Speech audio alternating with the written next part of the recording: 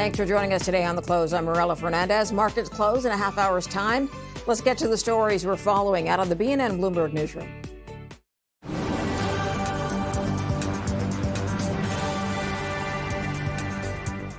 Canadian exports to non-U.S. countries increased last October. Statistics Canada says total exports rose 2.1%, driven by gold shipments specifically to the U.K. Meanwhile, the value of Canada's exports with the U.S. fell to 67.3%, the lowest level on record outside the pandemic. Imports were higher as the country brought in record shipments of computers and computer parts. Smartphones and industrial machinery and equipment also drove the increase. We are tracking shares of Glencore and Rio Tinto. Glencore confirming it is in preliminary talks with Rio Tinto on a potential merger of some or all of their businesses. The mining company says a possible deal could include an all-share merger, but notes there's no certainty terms of any transaction or offer will be agreed upon. Glencore says Rio must announce intention to make an offer by the 5th of February.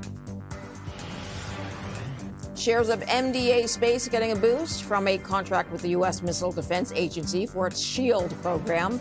MDA says the contract is indefinite and it does allow it to bid on future tasks and services to support the U.S. defense initiative.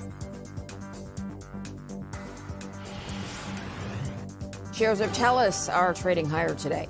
The telecommunications giant says it has hired TD and Jefferies as advisors to help in its review of its TELUS Health unit. The company says the move will help it develop ideas for revenue with a focus on finding a strategic partner for the segment.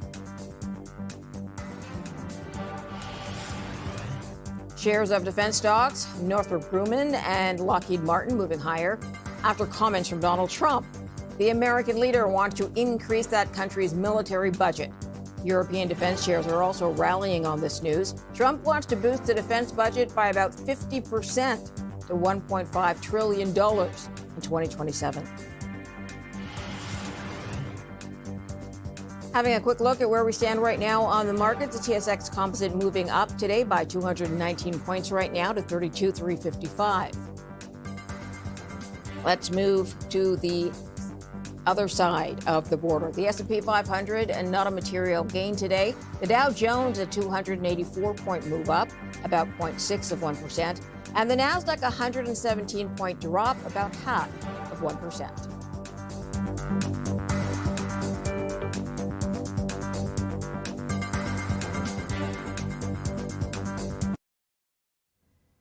While the headlines are loud, Venezuela continued global conflicts and political noise. How do investors cut through all of this and focus on the stocks they want to buy for 2026? We were joined today by Grant White, portfolio manager and investment advisor at Endeavor Wealth Management. We kick things off with how investors are navigating AI.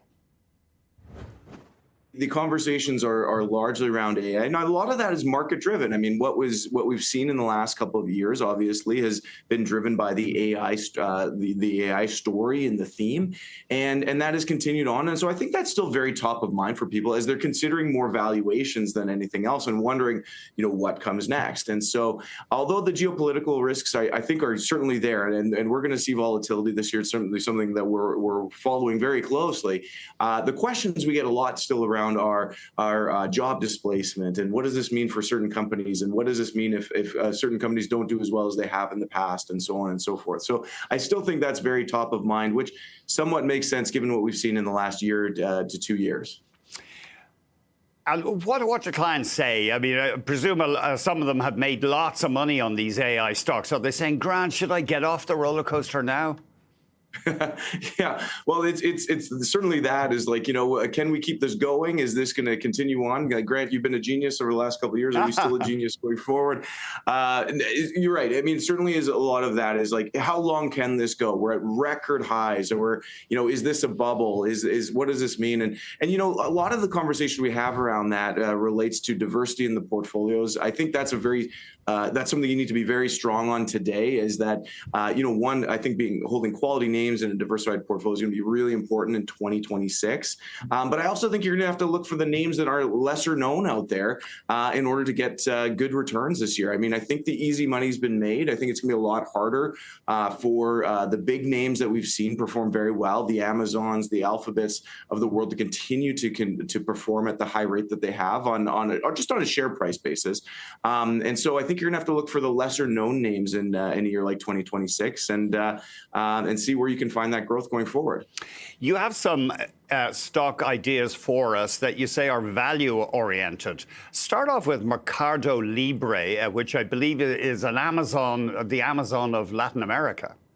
Yeah, that's correct. So Mercado Libre is it's just a fantastic business. And I think if you like Amazon, if you love Amazon, you should really like a Mercado Libre because it's a very similar business. Now, the difference is they're based out of Latin America and they have all of the infrastructure built out. So, and Amazon would love to come into the places that they operate, but it's very hard. I mean, there's a lot of moats built and fences built up, and they're not going to be able to, I mean, Mercado Libre is established. So for all the reasons that you like an Amazon, you like a Mercado Libre, but you like them even more because from a pricing perspective, they're just that much better off. They don't have the same expectations that have been built into it like Amazon has. And so you can get it. I don't know if a value is a correct way to say like they're a pure value stock. I don't think that's the case, but they are value at a reasonable price, or a growth at a reasonable price, I should say. They're a high growth company, looking at annual revenue growth over 25 to 30% per year. And so we expect that this company is going to produce, 50 to 60% in overall gains in the next few years for us. And I think that, based on what we're seeing from them, that's a very likely scenario. You have a New York listed company, CNX Resources. What has caught your eye there?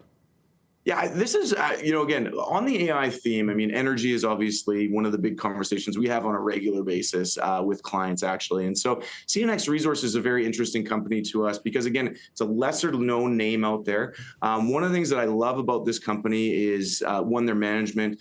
Their market position is also fantastic. They're more of a midstream. They control like the early and midstream of the energy production. They're located in Pennsylvania, and so they've got their geographic location is actually really strong, really perfect for this. And they've shown that they can manage through pricing issues, and still generate strong free cash flow. And I think they've got 23 straight quarters of free cash flow growth going on right now. So overall, the company is very strong. Management's been very strong. Again, I just expect that they're going to be able to continue to do well as energy demand continues to increase. And especially on the natural gas side, I think CNX is going to do very, very well. And finally, a Toronto-listed name, Cipher Pharmaceuticals. Their specialty is niche drugs. What draws you to this one? So Cipher is just, again, on the theme of looking for lesser-known companies that you can find great value in, Cipher is a really good example of this because out of all the pharmaceutical companies, you're looking for, like, people would be aware of, Cipher's usually not on that on a big list. And part of the reason is they're not focused in on the big drugs that everybody else is, like, that you'd see commercials for. I mean, this isn't a company that's going to be producing like an Ozempic or something like that. They don't get into the mud of like of funding big research budgets and so on. What they're very, very good at is identifying niche drugs around things like, like skincare and acne and things like that, that are a high need, but just not high priority on the big list of drugs. And so they're able to squeeze out very nice margins on higher volume products that are just lesser known. They're also very good at structuring. So for example, they're very interested, rather than getting into research projects, they're more interested in buying up something where they can license it out to American companies, and those American companies can then go and sell it for them. So they're just essentially clipping the margin in those types of deals. So overall, I'd say, again, this is more of a very strong play from a strong management team. They've been very good at this for a long time. And if you're looking for a good company that's somewhat lesser known, you can find good value. And I think Cipher is a very, very strong company in that space. And again, good, strong year-over-year revenue growth, and we expect that we're going to see a 40 to 60% share price appreciation sometime in the next 5 or 6 years, perhaps, on that one. Grant White, portfolio manager, investment advisor, Endeavor Wealth Management. Coming up, Canada's merchandise trade balance swung back into a deficit in October. Details in just a moment.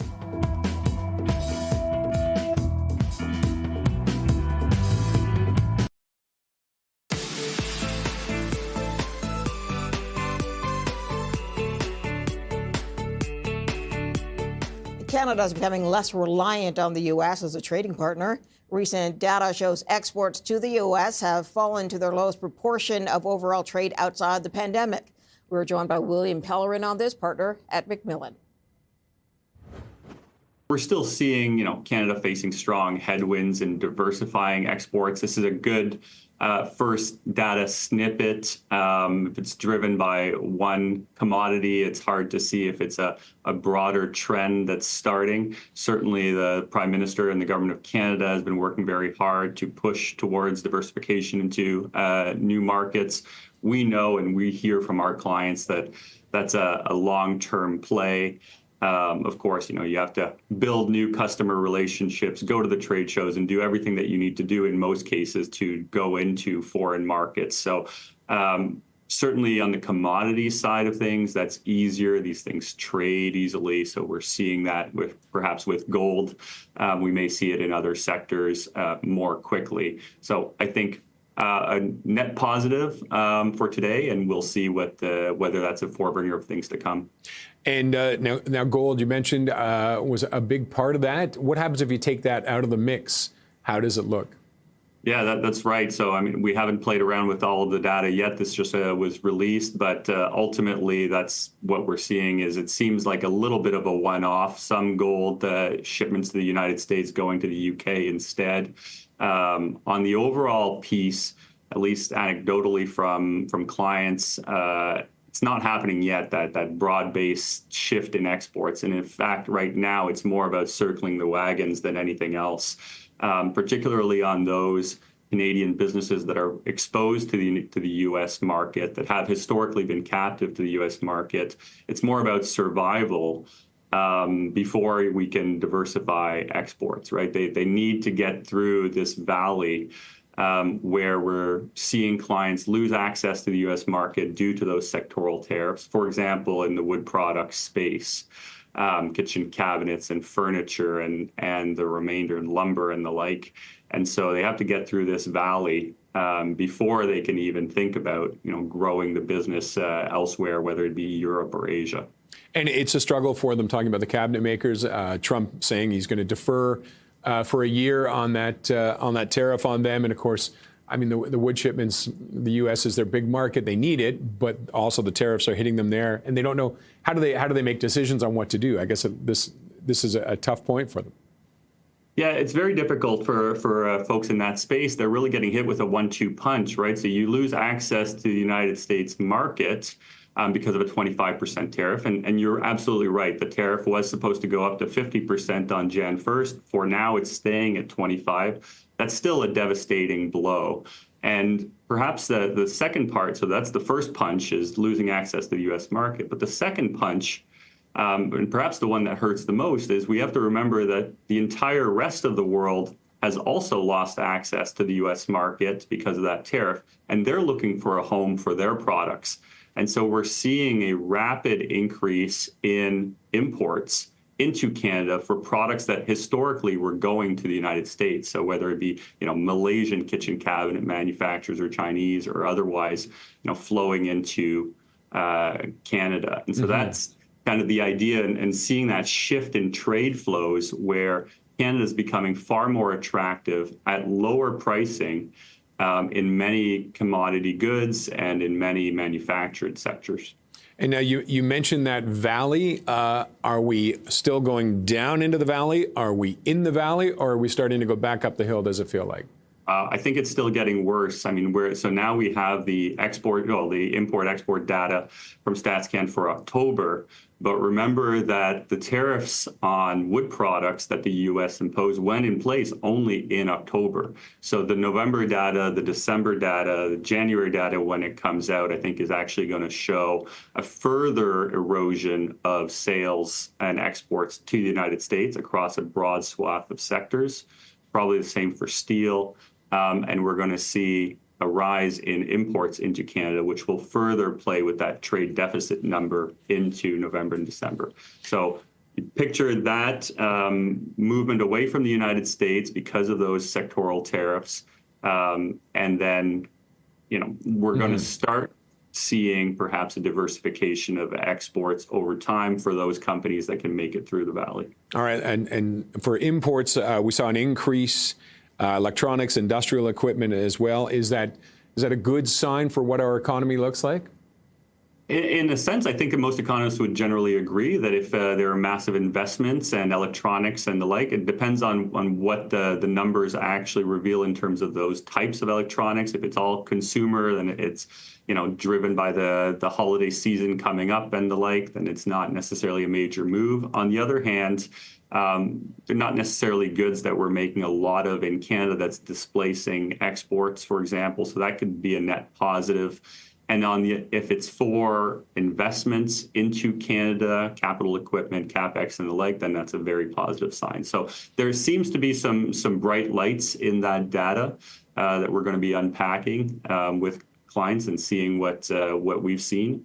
But it's a little bit too early to tell. And I think November and December are going to be really the critical months to look at also. William Pellerin is a partner at McMillan. Coming up, we'll get some strategic insight on how to optimize your portfolio at a time of increasing global turmoil. Back in a moment.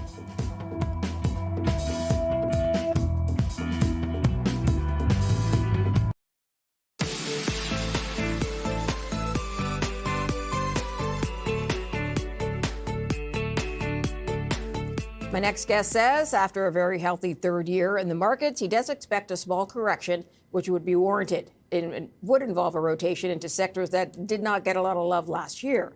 Let's go to Mike Vinokur, Propellus Wealth Partners with IA Private Wealth. Mike, good to see you. Oh, Happy New Year. Thanks for having me. Same to you. Do you see a rotation of capital that started at the end of the year continuing into this year with that spread out? And what are the sectors you see benefiting? Absolutely. So I think we're at the point of time in the market where you're going to see potentially the old generals give up the charge and a new set of generals coming in and hopefully propelling the market forward. And so, we've been looking at healthcare as a sector that really didn't do all that much until, the last 2-3 months, and still seeing money moving into healthcare, biotechs, financials, the commodity space, the miners, even, dare I say, the energy stocks. I was going to say, how do you feel about energy? Well, you know what? We're long-term bulls on natural gas and oil. We are right now in the period of seasonal strength in Canada for energy stocks in general. Look, oil and gas are volatile commodities, right? And they're going to ebb and flow with demand, supply, and geopolitical issues. But, the stocks that we own are really cheap, managed by great management teams, great balance sheets. And so when you have that tick box and checklist and a lot of the boxes get ticked off, risk reward with the dividend yields that you could get today, those are some fabulous opportunities. Are you reassessing anything in your sort of oil portfolio or things you're looking at getting into as a result of what's going on in Venezuela? No. So thankfully, we did not have any direct exposure to companies that are specifically involved with heavy oil that don't have their own refineries. Right, so that's where you're going to get hit. We think that if you're a producer of heavy oil and you can't move that oil anymore because your end market has now been usurped by Venezuela, and you can't upgrade that oil into gasoline or whatever, you're going to have a little bit of trouble, right? But if you're Suncor, if you're Imperial Oil, if you're Cenovus, maybe they do have a little bit of exposure, but it's not that bad at all. And light sweet crude, the demand, I think, is still there. And what you're finding stateside, for example, is that a lot of the producers, their a marginal cost of production is in the high 50s, low 60s. So these prices are not necessarily sustainable for long periods of time in order to get a return on your capital. What about defense after the most recent comments by the American president? I'm wondering, A, if you're invested at all in any American defense and what you're doing with that these days. And what about in Canada? Because we're also on a push to build up the military here. Yeah. So we don't have any defense stocks, and I don't think that we would want to chase defense stocks. Defense stocks right now, in our view, first of all, are not. We're value investors. Let's preamble it with that. And so the margin of safety for us is just not there. The tweet or whatever social media platform President Trump did to say, first, we're going to increase the budget, but I want to cut the executives' pay. And they can't do I mean, buybacks. this whole rhetoric. We typically don't like to invest in industries that are so politicized because with an administration like you have in the U.S., you just don't know what's going to come at you. And on top of that, sure, he's going to increase the budget because the world is a crazy place and maybe they should have more military equipment. But we surmise it's going to come at the expense of margins. President Trump drives a hard bargain, like with the pharmaceutical stocks and with the healthcare stocks. And we wouldn't be surprised if that's what happened with basically the only customer, which is the government, for military providers. Okay, let's get to one or two stocks that you do like. MTY Group is one. What kind of brands are under that banner? So they own Baton Rouge, Tiki Ming, Madison's Grill, Wetzel's Pretzels in the U.S. I mean, they've just gone and bought so many different brands and so many different eateries, both Canada and the U.S. It's basically a franchise business. So think of a small Tim Hortons, if you will, type of, or QSR, if you will, type of story. We've known management since early 2000s, have sort of followed the story, haven't been an investor until most recently because the stock fell, I think, from $70 to, we bought it at just below $38 a couple of weeks back. Okay. It's up a little bit, but this is a great little story. The balance sheet is a little bit stretched, but they produce a lot of free cash flow and they can pay down their debt quickly and you get a dividend while you wait. Plus, they announced strategic alternative discussions, which is code for we may sell the business, we may sell a piece of the business, whatever, to unearth the value. Okay, 30 seconds or less, Whitecap Resources is another pick. Why is that? 17-year reserve life, light oil, good mix of gas, condensate production, amazing management team, huge dividend, and great capital allocators. I don't need to say any more. Have you been a long-time holder? We've held it in some accounts for quite a while. I just bought some today, actually, for some clients who did not own it. It just pulled back in the last couple of weeks. We love the story, we love the management, and we love the industry for the short and longer term. All right. Mike Minogue, got to leave it there, sir. Thanks very much for coming in. Appreciate that. Pleasure. Coming up next, we have the closing bells on Bay Street and Wall Street. Back in a moment.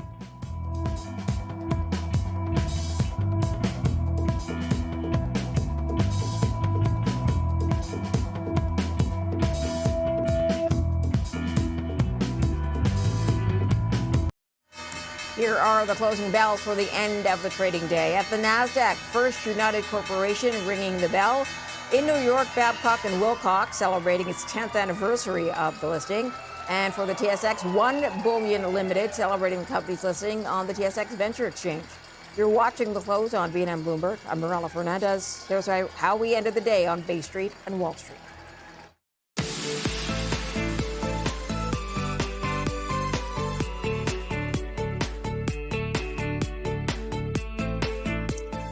The TSX gaining 243 points today, up 0.75%, but not enough for a new record close, ending the day at 32,378. Not a big movement today for the S&P 500. We'll fly by there. The NASDAQ dropping 104 points today, or 0.4%. Let's get to the movers in Toronto. We'll start with Baytex Energy, which moved up almost 7% today. That's a gain of 30 cents, or taking the shares to $4.60. Moving on to Cargojet, it gained almost 7.5%, just shy of that. That's a move of $6.37 per share, sitting shares at $91.47 today. MDA Space also moving today, a 6.5% gain by end of day, taking the share price to $28.92. We will have more on that storyline from Stephanie Hughes in just a moment. Now, in the red, Discovery Silver dropping 4.5%, just over that, or 41 cents a share to $8.40. But look at the 1 year. 963% up over the last 1 year. Let's get to Celestica. Celestica dropping 5.6%, 23.81 is the loss there, taking the share price to $399.90. But again, look at the 1 year, it's up 183% over the last year. NGEx Minerals also down today, 4.8%, taking the share price to $27.44. Let's go to Bloomberg's equities reporter, Stephanie Hughes. She joins us now to talk some more about what's been going on. Stephanie, MDA Space, which has dragged since the fall of last year. What happened today?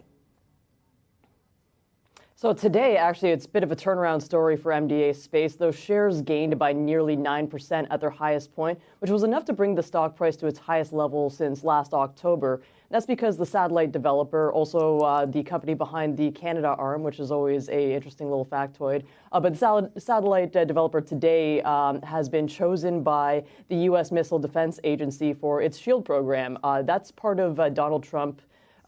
His administration's Golden Dome defense initiative. The company said that this gives them the ability to bid on future tasks and services that gives them, to support the country's ever-expanding defense program. So this is another move. I should also add that this allows them to give indefinite deliveries and quantities of their satellite services. This is another fairly recent move by MDA Space into the defense sector. They've definitely had a few defense contracts with the U.S. and Canada before, and also had a defense contract with the Trump administration during his first administration back in 2017. But early last month, the Canadian government tapped MDA Space to build out a military satellite network for the Canadian Armed Forces. So that helped boost shares by 4% when that was announced.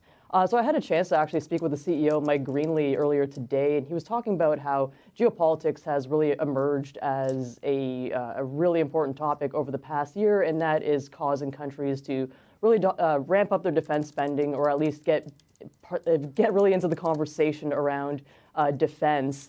So the stock has been regaining some ground since late October when a media report was speculating that SpaceX was interested in buying Globalstar. It also plunged in September when EchoStar canceled its constellation contract with MDA Space. But the defense industry is providing more of a soft spot for MDA Space, and you can really see that with the share price reaction today. You could even say it's out of this world. I was waiting for something along those lines. All right, what's going on with silver today? Yeah, silver, it's similar to yesterday's story where I'm going to look at Discovery Silver specifically. Those shares fell by nearly 7% today, tumbling by the most in nearly a month as silver prices fell for a second day in a row. The white metal fell by over 5% today, just adding on to a 4% drop yesterday, as investors are really positioning for an annual rebalancing of commodity indices, and they're expected to sell off futures contracts worth billions of dollars. So you're already seeing the outflows from silver-backed ETFs, and it's really punishing some of the silver miners that pull this white metal out of the ground. And that's why we're seeing TSX-listed precious metals miners, including Discovery Silver, which I'm talking about today, and other names like Endeavor Silver, Vizsla Silver, and many other names. So silver in the red today, Morella. All right, Bloomberg, Stephanie Hughes, appreciate that. Thanks for your time. When we come up, markets declined, sort of a mixed day. Investors shifting away from some of the technology stocks. We're back in a moment.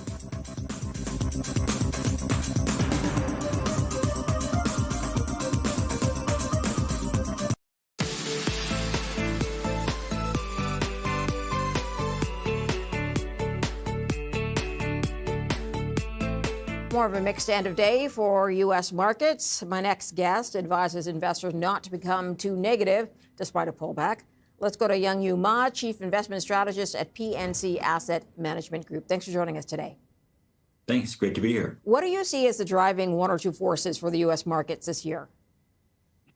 Well, we do think it's a favorable setup. We think probably the biggest driver is productivity. We think that the productivity gains that companies are seeing is going to hit the bottom line pretty squarely this year, and that's going to just help to support earnings growth and the overall profitability. That's probably number one. Of course, there are technology underpinnings, AI underpins that as well. But then you have added fiscal support. You have tax cuts that will be kicking into effect this year.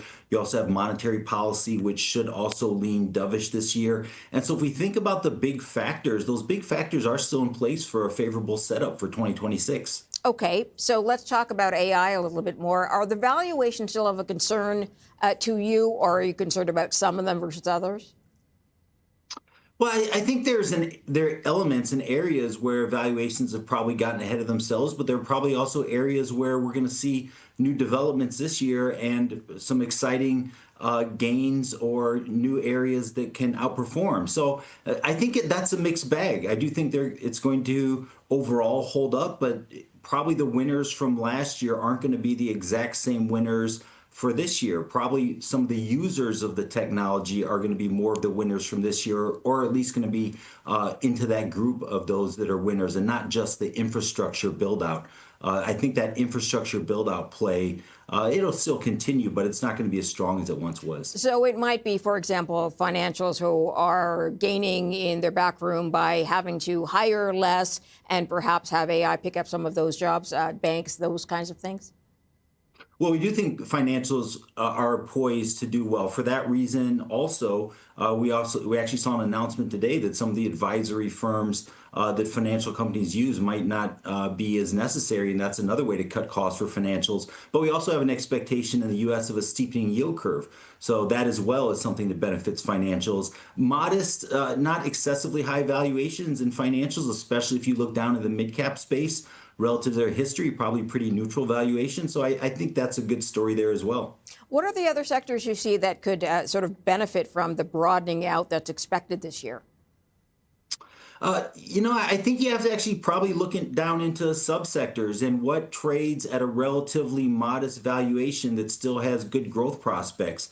Probably the airlines fit that bill, trading at modest valuations. You've seen some consolidation or a little bit of washout among some of the smaller players in the airline space. I think that's beneficial, along with healthy demand with a stable economy. Those two things go together, and people being willing to pay up for some of the first class and business class seats. That's probably an area that'll do well. But I think there are areas in healthcare that'll probably do well this year also. I think one thing we'll see as the year progresses is some more populist policies as we get closer to those midterm elections in the U.S., and that'll probably help the healthcare space. Yeah, typically, how does a midterm year shape up for the markets? We know this president is very focused on trying to sort of keep money in the pockets of Americans. What do you think it means for the markets, it being a midterm year?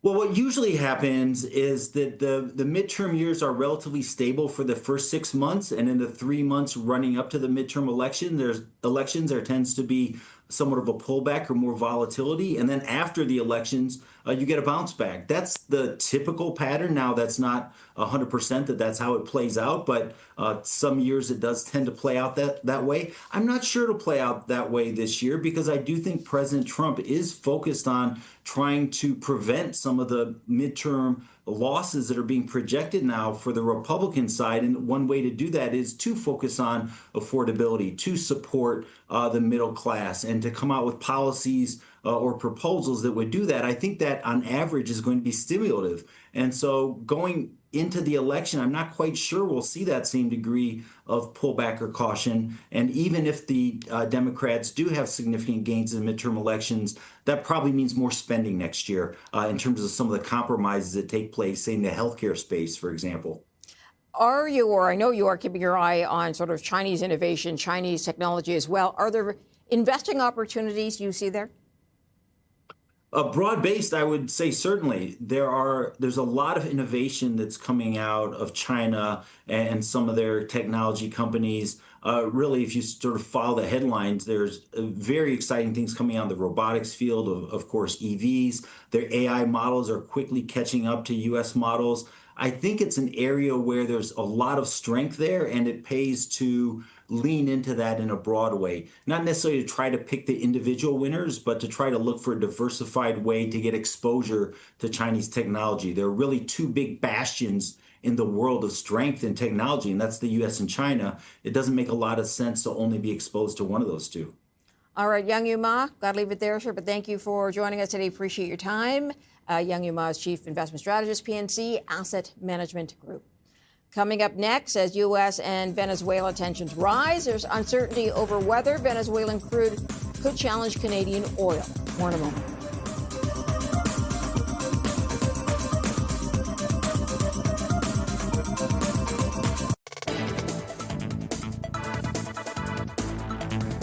All right, Aritzia has reported third quarter earnings just after the end of the trading day. The clothing retailer did well last year, bucking investors' concerns about trade war headwinds as many other retailers were moving their production around as a result of those tariffs. Let's dive into how this company did for the third quarter. Adjusted earnings per share coming in at $1.10 versus 71 cents year over year. So the estimate had been 89 cents, a pretty big beat for earnings per share for Aritzia. Net revenue coming in at $1.04 billion. That's a 43% increase from the previous year in the same quarter. The estimate had been under $1 billion at $934.3 million. That was from Bloomberg. E-commerce online coming in at $383 million. That's a 58% year-over-year increase. The estimate had come in at $307.6 million, so a very big beat for their e-commerce revenue for Aritzia.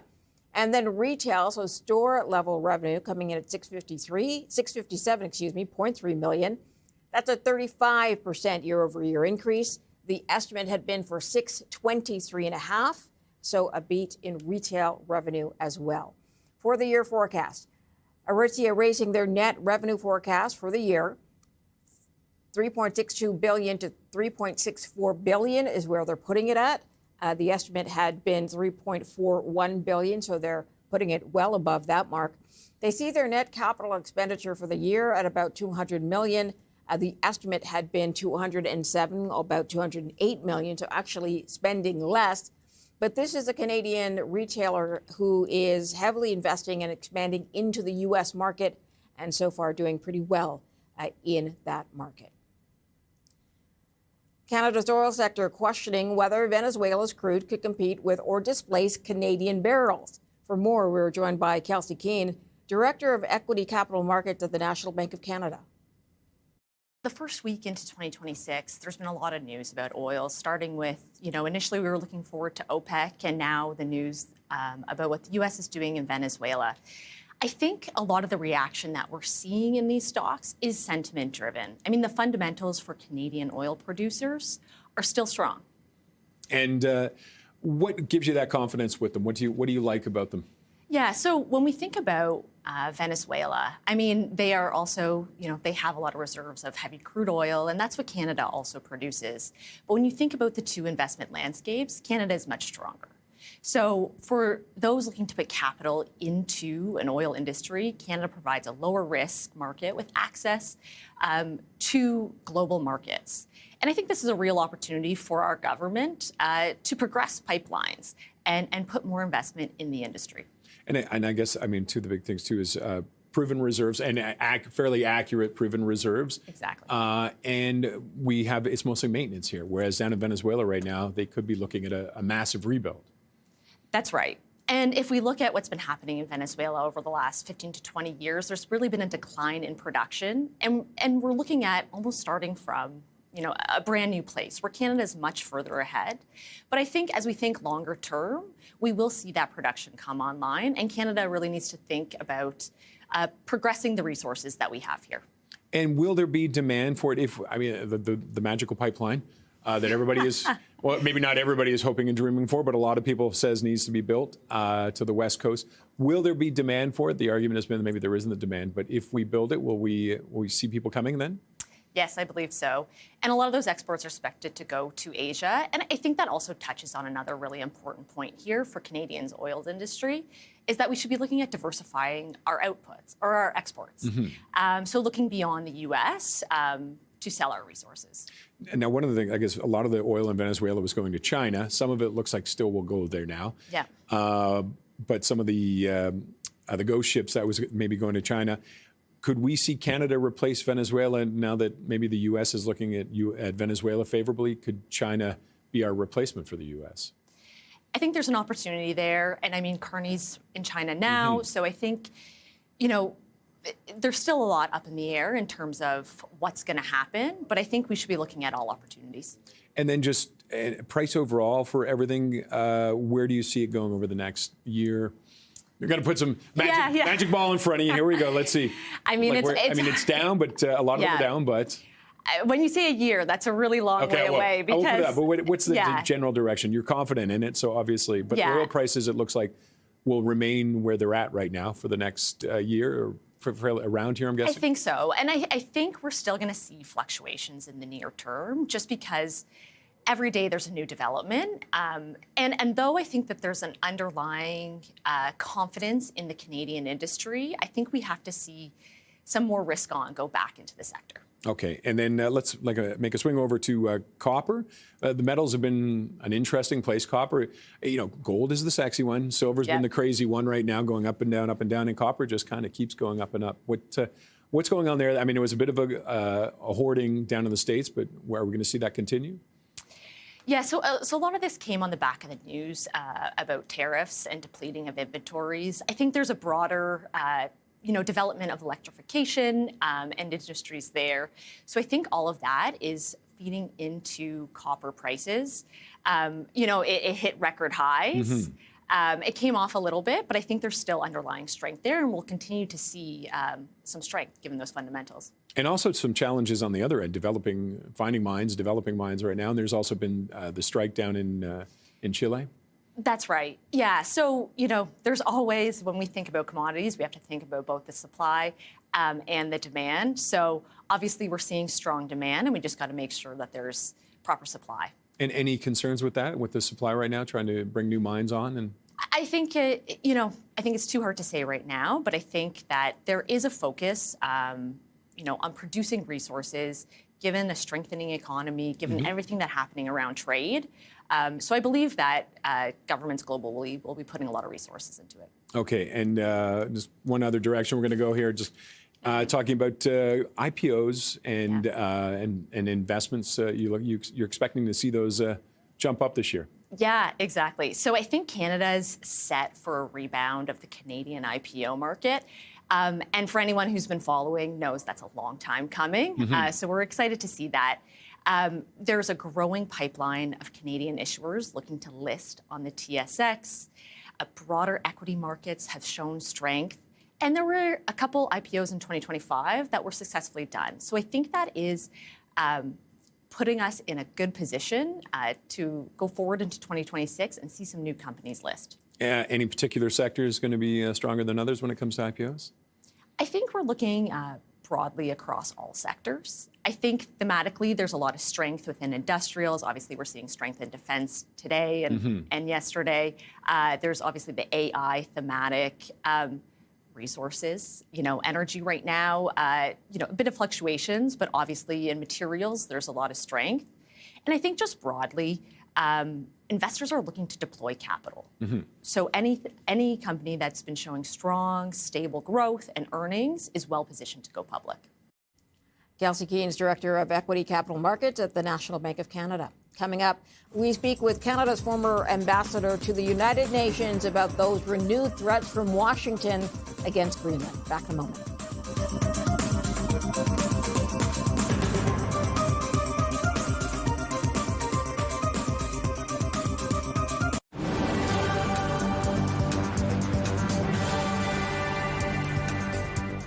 Here are the stories we are following in the newsroom today. Canada's exports to the U.S. fell to below 68% in total value for the month of October, the lowest level recorded since when you exclude the pandemic.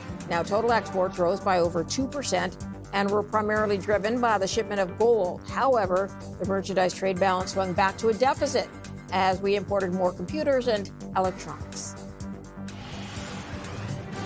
Glencore has confirmed it is in preliminary talks with Rio Tinto on a possible merger of some or all of their businesses. The mining company says a possible deal could include an all-share merger, but notes there is no certainty in terms of any transaction or offer that would be agreed upon. Glencore says Rio must announce intention to make an offer by February 5th. MDA Space, one of the best performing stocks today in Toronto. The satellite system company got a contract from the U.S. Missile Defense Agency for its SHIELD program. MDA says the contract is indefinite, but positions it to bid on future tasks and services to support the U.S. defense initiative. Lundin Gold says it's found a potential world-class copper deposit in southeastern Ecuador. The CEO says it could rival other copper hotspots like Argentina, Peru, and Chile. Lundin's now figuring out next steps, says development will require extra studies. There are questions and concerns about the future of Greenland after the White House once again suggested the U.S. could buy the Arctic island or invade it. Let's discuss with Bob Ray, Canada's former ambassador to the United Nations. Thanks for joining us today. Thank you so much. Good to be with you. How worried are you about the possibility of a U.S. invasion of Greenland? I don't think we know yet exactly what techniques the United States administration, the Trump administration, has in mind. They've been very cagey about that, but they've been very explicit about the plan, which is to essentially take over Greenland. The president has said it many times. Stephen Miller has said it. Vice President has been involved. A lot of people in the administration are talking about it. So I don't think we can say it's an exaggeration. I think it's clearly an important part of the American plan to control as much of the Western Hemisphere as they possibly can. Okay, so you do see it as a plan as opposed to just a musing of the president? Totally. Okay. Yeah, absolutely.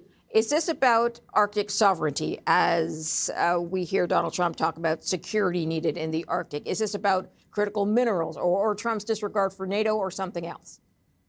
I think it's all of the above. I don't think, based on what we've seen and what they've done in Venezuela, the way in which they've structured whatever agreements have been made for Gaza, and what they've been discussing with Ukraine, what they've also discussed with Rwanda and the Congo with respect to that treaty.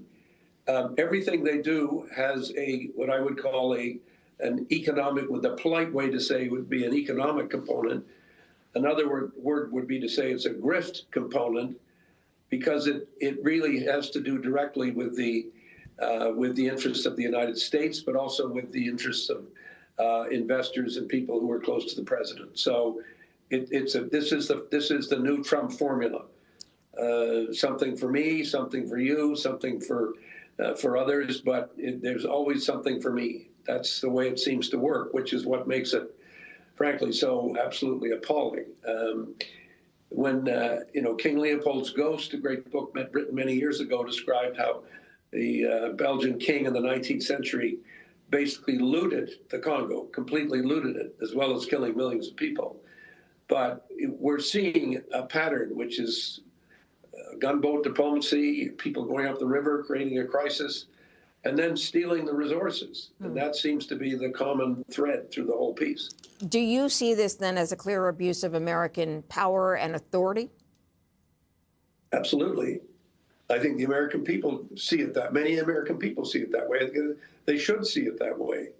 There's nothing wholesome about this whole enterprise. It is not about, quote, security. If there was a security concern, it could be dealt with through NATO. NATO could deal with that. There's no need to punish the entire population of Greenland to create security. There's no need to take over a country. There's no need to run a country, to run an oil industry. Those things have nothing to do with security. They have everything to do with taking advantage of a situation and using power to exclude the people of a country and to take advantage of their vulnerability and to use that wealth for their own advantage. I mean, this is not a pretty picture by any stretch of the imagination. You have said in the past that Trump only understands power. So how does Europe, Canada, or anyone else get him to respect world order? I think there's two elements to this. The first is what the rest of the world can do together, and the way in which we can begin to work more effectively together to counter the arguments that the president is making, and to show the people of Greenland and show everyone what the alternatives are. The second has to do with Congress and with all the elements of American democracy. A government that is unhinged from international law is usually, I would say 99.9% of the time, unhinged from domestic law as well. And certainly there are voices in Congress who are expressing this point of view. And I think this is the nature of the debate that will happen inside the United States. And public opinion in the United States is not particularly thrilled with these ventures and these adventures and these advantages that President Trump and his associates are taking to their own personal benefit. And I think that's where this becomes a major issue for the American public. Okay, what would the fallout of a U.S. incursion into Greenland look like? What would be the fallout as far as a reaction from Canada or other NATO allies?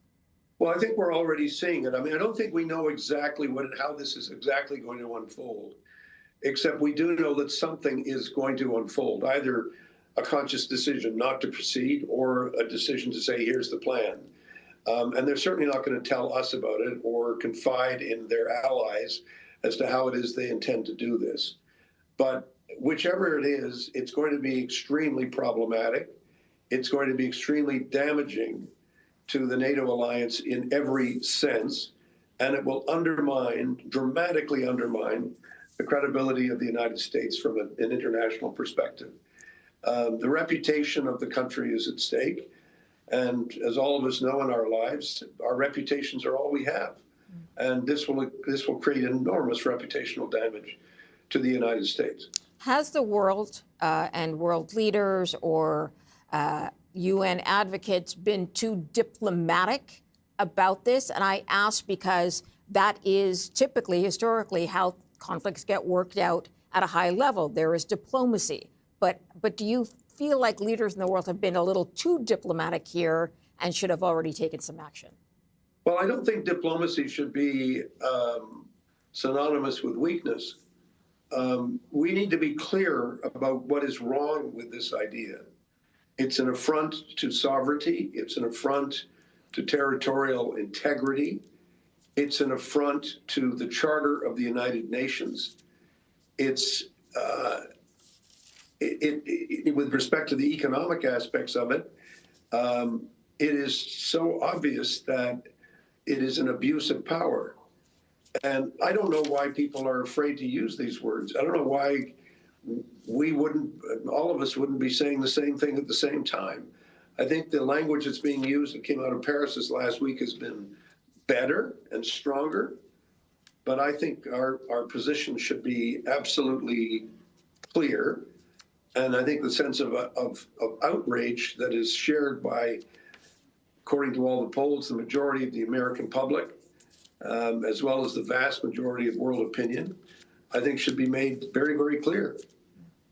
Because I think the damage to the United States, and frankly, the damage to the security of the United States, the security of the United States depends, as all our security depends, on the confidence and the goodwill of the vast majority of people in the world.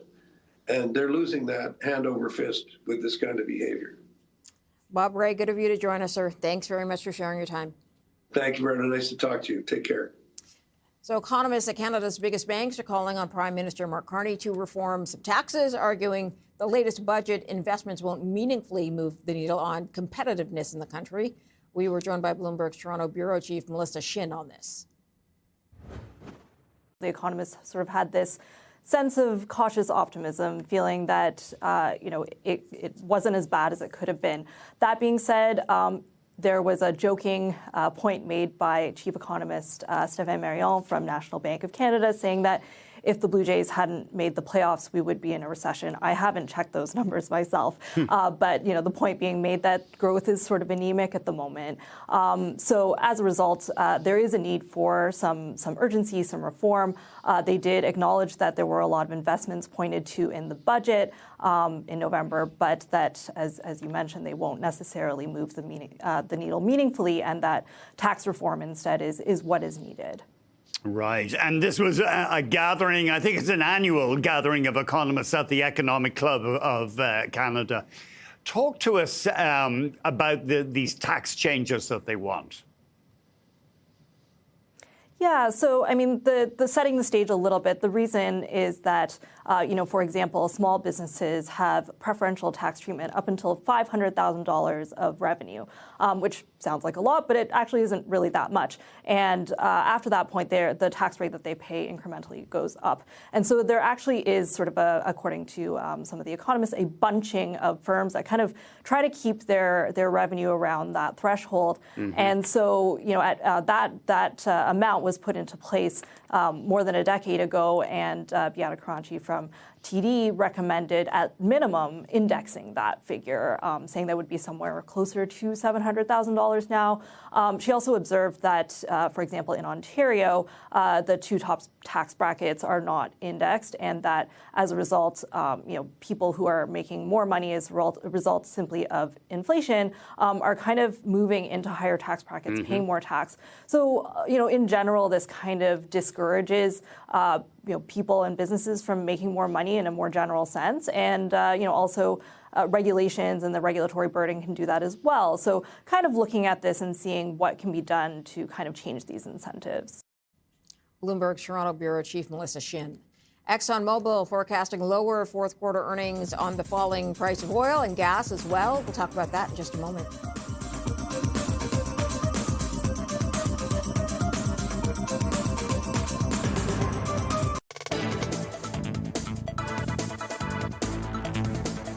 All right, we have results coming into the newsroom from Tilray Brands. TLRY is the ticker. We're getting second quarter earning results from the cannabis company. Here's what it looks like. Tilray Brands reports a second quarter loss per share of 41 cents, adjusted EBITDA at $837 million. So it's minus over 7% year over year, but the estimate had been 8.16 million. So it actually beat on EBITDA there. Let's get to the net revenue coming in at $217.5 million. That is a 3% year over year increase. The estimate had been $212 million, so a beat for the company there as well. Cannabis revenue specifically, $67.5 million. That's up just shy of 3% year over year. And the estimate had been just under at $66.5 million. Beverage alcohol revenue, $50.1 million. That's 21% down from the year before. And the estimate had been well above that at $60.6 million. So a miss on beverage alcohol revenue. The wellness side of the company, $14.6 million. That's a bit of a drop from last year, but not much. The estimate had been $15.4 million. So a loss there as well. They did not meet the estimate. The buzz for this company, Tilray, comes with changes that could be coming in the U.S. Tax relief being one of them. If cannabis gets rescheduled in that country, it could unlock millions in cash flow for Tilray and other cannabis companies. ExxonMobil forecasting an $800 million dip in its fourth quarter earnings. It is blaming the falling price of oil and gas for that. And oil companies will face more upheaval with the changes in Venezuela. For more on that, we're joined by Peter McNally, Global Head of Sector Analyst at Third Bridge. About a $5 a barrel drop in the oil price that we saw from the third quarter to the fourth quarter. Exxon got a little bit of a tailwind from better refining margins. It looks like on the whole in the fourth quarter, but not enough to offset what was just a weaker. And that's pretty typical that we get a seasonal dip in the fourth quarter, just with some weaker demand, in the oil price. But the big picture here is it's not changing Exxon's long-term investment outlook. They reiterated that about a month ago. They're spending a lot of money. relative to recent years, but it more reflects the opportunity set in front of the company today. All right. Now, you said there's a fairly typical dip. Any outside forces, though, beyond that? Well, I mean, look, the consensus is that the oil market's been oversupplied, and we would agree with that. Mm-hmm. The doomsday scenarios that have been out there where oil was going to crash into the 40s don't seem to, have occurred. Demand has proved to be a bit more robust, I think, than people, expected. OPEC has stopped increasing production again at least for the time being, at least through the first quarter. So some of those forces working against oil maybe easing up a bit. And now, we've got an even more dynamic, let's call it geopolitical environment in front of us. Dynamic is a nice word to use there. Venezuela would be one of the dynamics. But what other places should we be looking at or paying attention to?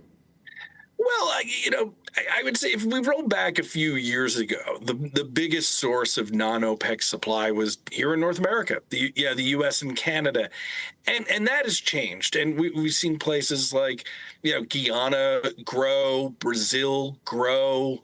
There's a lot more oil, in particular, coming out of South America, maybe than any other place in the world outside North America. So those dynamics have really sort of changed the equation for OPEC and other producers that maybe we were paying a bit closer attention to a few years ago. And what kind of an impact are they having in places like Guyana and Brazil is looking at growing as well? I mean, Guyana's smaller, but seem to have found their little spot. Well, they have a great geography, right? It's easy to access both European and Gulf of Mexico markets, right? Refiners need that crude, and both Europe and the U.S. Are just the largest markets in the world for fuels. So being, in the northern part of South America there, provides a real advantage for Guyana, and it's gone from 0 to about 700,000 barrels a day, which is really material. And by the end of the decade, or maybe even sooner, Guyana was on track to overtake Venezuela, their neighbor to the west, founding member of OPEC, home to some of the largest oil reserves in the world. And it has been quite a growth story, and one that Chevron, found incredibly attractive. And that's really the primary driver why Chevron acquired Hess, is to get in on that resource. At the same time, Brazil emerged starting, 2007, 8, 9 as a large potential growth in oil supply. And that's really started to materialize here this decade. All right. And you mentioned OPEC. They're going to pause at the output hike. They announced that. What kind of an impact will that have? Well, seasonally, and they've been through this several times, or for a long time. Q1 is a weak demand quarter, so they're pulling back. But after years of trying to balance the market, which they've been largely effective at doing since 2017. OPEC is pulling back on the increases is that they had ceded to other countries, and regions around the world starting in 2024, really. But we're on a pause right now for those increases. All right, let's bring it back full circle. Earnings season's coming up. What can we expect?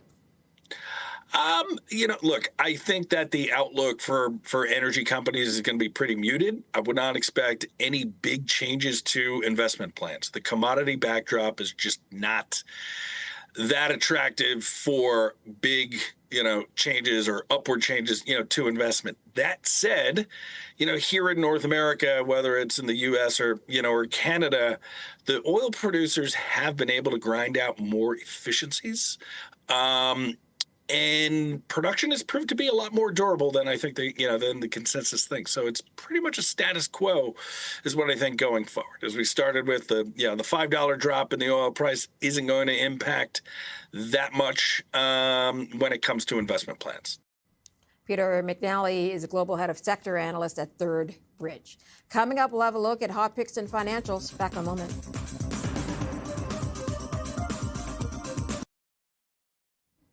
Time now for Hot Picks. We zeroed in on three plays in financials with Moshe Orenbach, analyst at TD Cowen. And we kick things off with Capital One Financial as his top pick. For a number of years, given its acquisition of a few banks, roughly a decade ago, and some of the investments it made in technology, its returns had suffered a little bit. And so its returns were a little below where other players are. And I think post this acquisition, in addition to some of the offensive positives, like being able to grow faster using the Discover brand, but more importantly, even than that, is the fact that they can kind of rationalize their capital base and get their returns from a mid-teens up to 20% or better. And that's the single biggest thing that drives valuation in financial services companies is high returns. And I think that's the case. They announced a $16 billion buyback. They've actually got $17 billion of excess capital, so that's not the end of the story. Mm-hmm. They'll have lots of opportunity to do that, but that's going to be a big driver. And as 26 kind of rolls along, they'll be able to use the Discover brand more aggressively to grow the top line. And just we're tight for time, and I'm sorry, but what is their business model? So they issue Visa cards, do they? So Capital One is the largest issuer, at least measured by balances, of Visa and MasterCards in the United States. They also are one of the larger auto lenders, and they have a banking business as well. So their business model spans all those. They're best known for the cards because they're a big advertiser on television. Right. Synchrony Financial. Can you remind us what they do, please, and tell us what draws you to this stock? Sure. So Synchrony is a kind of private label and kind of white label issuer where they go in for partners, some of their big partners like Walmart or PayPal and Amazon, and lend to their customers. And that's what they do. They have about $100 billion. They're not quite as large, but they're the largest kind of in that space. What draws us to them is that because of some pricing changes that they've done and the fact that they just restarted their contract with Walmart, their growth should accelerate in 2026. We've got 7% revenue growth, and that's what's attractive there, and it's relatively inexpensive. And finally, I do notice when you're shopping online now, you often get an offer, hey, pay in installments for this thing. I see a lot of ads actually for Klarna, but Affirm is in that similar business, buy now, pay later. Yes. Yes, it is. And Affirm has got 30% growth in both volume and revenues. It's the fastest growing of the companies that we cover. And I think what they have going for them, in addition to that very strong current position, is they basically have issued nearly 3 million Visa cards so that their customers, and that number is growing, so their customers will not only be able to shop online using Affirm, but in store as well. And that's kind of the next leg of growth for that company. Not one that you'd buy, not inexpensive, but it is a spectacular kind of growth opportunity. What is the basic buy now, pay later model? They make money off the interest, but is it like a credit card? If you don't pay on time, then you face a very high borrowing cost? Right. So Affirm is actually very, very adamant about that. They are fixed rate, and you can never get charged more than that. Oh. And it's only on the amount that you borrow, and it's paid down over a specific number of months. So it does ensure that the borrower can't get into what they view as a cycle of debt that you could apply kind of to the credit card model. Oh, that's interesting. So it doesn't balloon out as can happen with credit cards. You end up with an interest rate well over 20%. Yeah, I mean, they could have an interest rate over 20%, but it's only on the amount that you're borrowing, and it does amortize down as you pay it off over, a set number of months. Right. Fascinating. But obviously, yeah, I've really noticed that online shopping sites now are pushing that buy now, pay later model. Yes. Right. That is correct. There's a lot of that going on. And like I said, I mean, e-commerce is large and growing, but in-store commerce is significantly larger. So as they can get that number from, there was 2.8 million of those cards issued at September 30th, get that number higher, and further penetration into in-store commerce, I think there's a next leg of growth as well. Moshe Orenbach, analyst, TD Cowen. Thanks for joining us today on The Close. We'll see you tomorrow.